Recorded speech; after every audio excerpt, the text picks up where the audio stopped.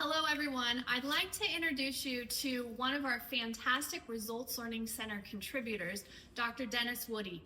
Dr. Dennis Woody is a leading expert both in the clinical world and the educational world, and we are so fortunate to have him on our contributor team to help with content creation for those on-demand online courses. Dr. Woody, I'll let you tell us a little more about yourself. Okay, I'm from Idaho. I started out after graduating from the University of Idaho in child development and elementary education. For 2 years, I went and I was an educator in Twin Falls at the 6th grade level after taking some precursory training in primary school training at Idaho.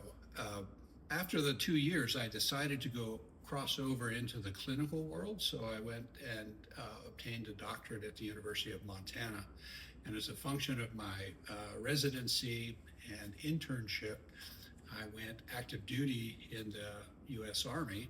And that took me up to New York State.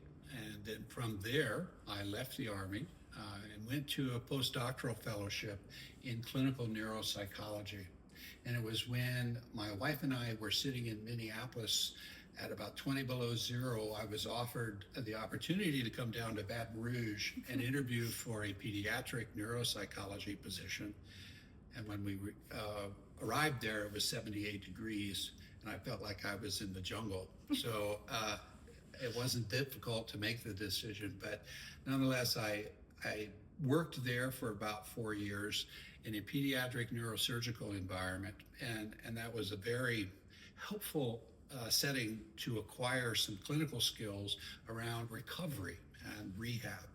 So we came back to Boise in 1993, and since then I've consulted to not just school districts, but the state of Idaho Department of Health and Welfare, as well as being on staff at St. Luke's for about 25 years, working through the MISTI Mountain States Tumor Institute with children who are undergoing cancer protocol treatments. And that was a fascinating opportunity to see recovery in the flesh right up front, both parents and child, in addition to taking that child and putting them back in an educational setting and learning about all of the hurdles and obstacles that can acquire, and how persistence and patience, and I think a willingness to try things that aren't certain that they're going to be successful really paid off for educators and the children. So that took me up to the point that I wanted to retire, and I did so, and here I am. So, Thanks for being here. I appreciate being here.